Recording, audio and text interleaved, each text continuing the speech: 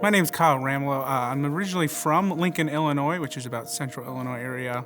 I am a grad student. I plan on graduating in May with a degree in recreation, parks, tourism, and hospitality. My focus is on recreational therapy. I chose Western because when I got here, it instantly reminded me of my small town that I'm from. I actually paid for the housing, the acceptance fee before I even took the tour, so I definitely knew that Western was the right place for me.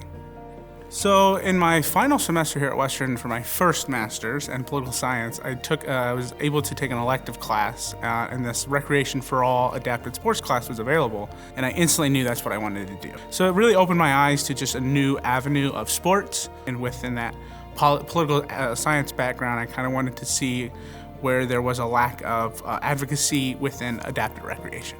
With adaptive recreation, one thing I learned is how to create inclusive environments, and kind of expanding outside of that sports world, because I think we see that adapted sports can actually create social change.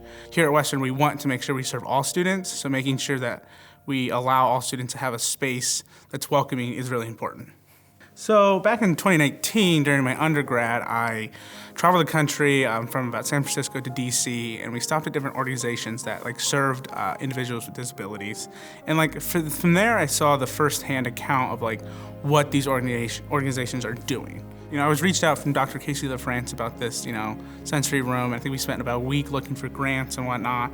And eventually I was like, well, I can reach out to the Ability Experience because I know working with the Ability Experience, they provide grants to organizations that create these kinds of spaces. And they quickly said, how much are you looking for? And I said, I think we're looking for about $3,000. And they're like, we have a matching grant for you. I remember when we reached the donation, I sent a victory email to everybody that was involved. So I think for me, just making sure that, continuing to share it, continue to get that word out there, the education of it, and just seeing how important it was for students.